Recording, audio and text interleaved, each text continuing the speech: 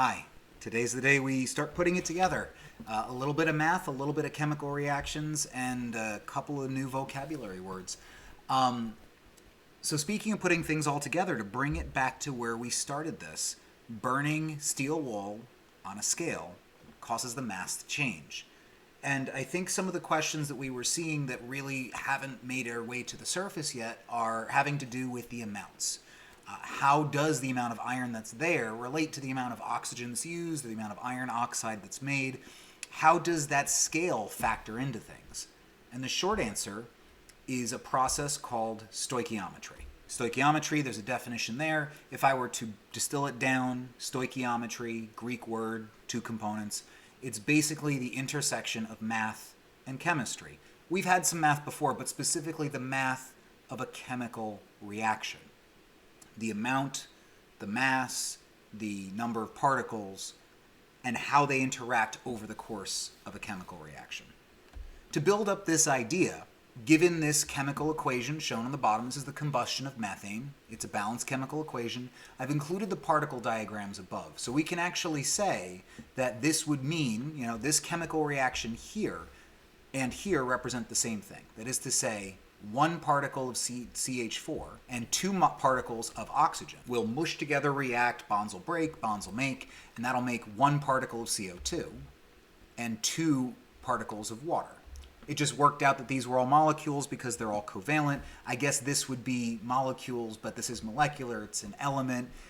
If this was ionic, if these were atoms, this would work the same way. We would just swap out that word molecule for formula unit or atom. But we can take these numbers and come up with ratios of how these particles would interact if we could measure them.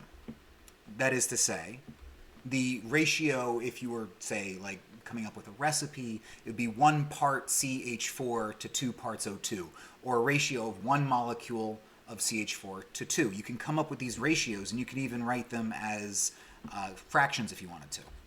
Now, the nice thing about these fractions is that they will scale, just like if you were talking about, say, cooking a recipe. If you make a half batch or a double batch, all of those values have to be halved or doubled. And so you can come up with whatever ratio you want. So you could say 1 molecule and 2 molecules, or you could say 5 molecules and 10, right? As long as we're maintaining that 1-to-2 ratio. You could say, 600 molecules and 1200 molecules. You could put whatever number you wanted. So if you really wanted to scale things up largely, you could say even moles. If you had a whole mole, 6.02 times 10 to the 24th molecules of CH4, that would be 1 mole.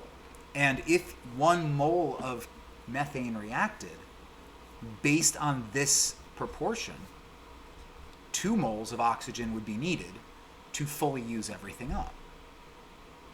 Well, that's kind of cool.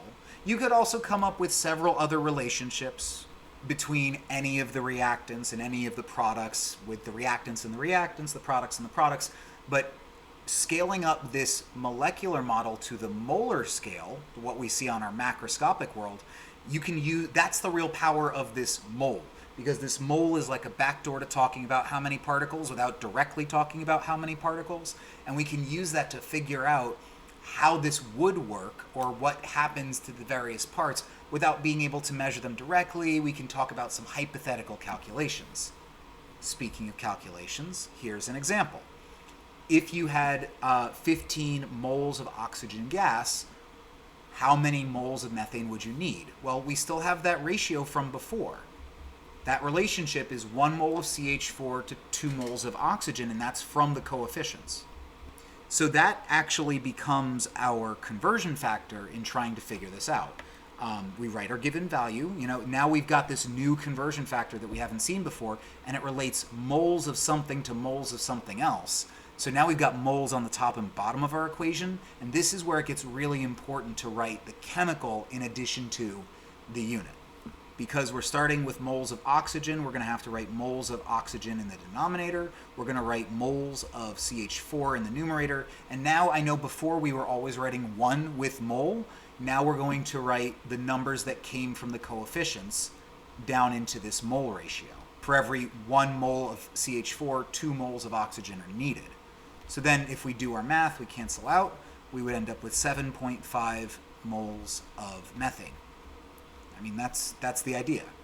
Now, if dimensional analysis is still a problem, you could actually write this as a ratio, a plain out ratio if you'd like. I mean, dimensional analysis is a rearranged ratio. If your target value is here, you know, I'm not going to write it out, actually. It's a rearranged ratio.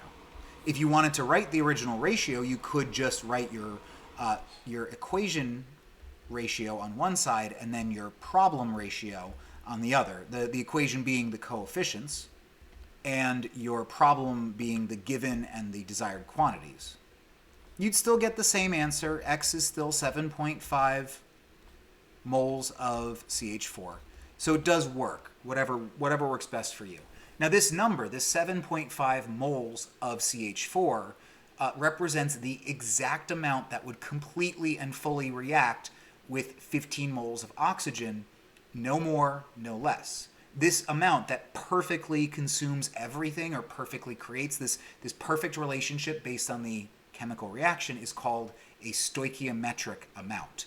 You'll hear a stoichiometric ratio, that term thrown around. What I have here, I'll include the video below in the description. The people at Periodic Videos recorded the explosion of a hydrogen balloon. This reaction is the same as what happened with the Hindenburg. The general reaction is that hydrogen will react with oxygen to make water. You need a little flame to get it started, and of course we'll keep this balanced. But again, we have this ratio of 2 parts hydrogen to 1 part oxygen. If you fill a balloon with just hydrogen, you get this image on the right where the hydrogen reacts with the oxygen in the air after the balloon has bursted, and you'll get this one type of flame that comes out of it. What's very neat about this, the balloon on the left has a stoichiometric amount of hydrogen and oxygen inside it. 2/3 hydrogen, 1/3 oxygen. And so when the balloon is heated up, it reacts internally before it explodes. And so, like, I'll include it. It's a slow motion video. It's great to watch. They have a lot of loud explosions. And it really hits home what stoichiometric ratios will end up meaning in observational evidence. As one more example, I just wanted to go through this with a different reaction to show how the numbers would pan out. Again, we're going to write our given quantity. We're going to put our time sign and our line. We're trying to cancel moles of calcium nitrate. And it asks about rubidium nitrate.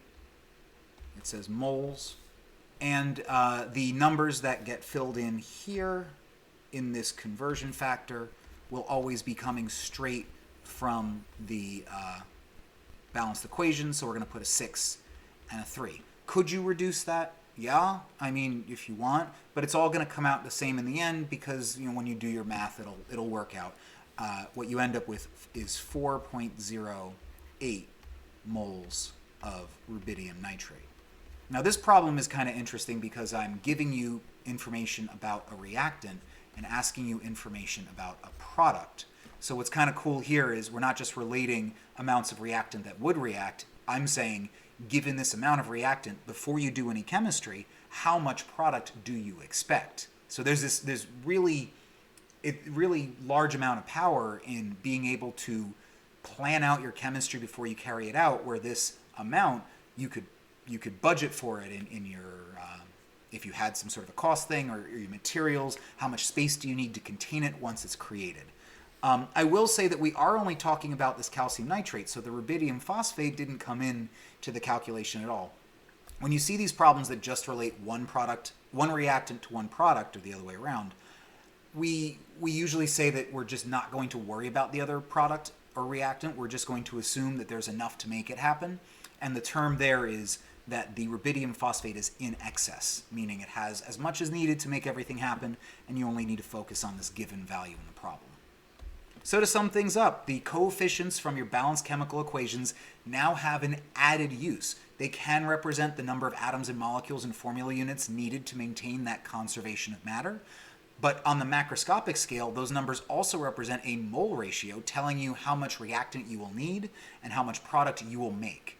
What I will say is those numbers from that balanced chemical equation do not have anything to do with mass. If you want to bring mass to the party, you have to bring in something that we haven't talked about for a while, but I'll save that for next time. Thanks for watching.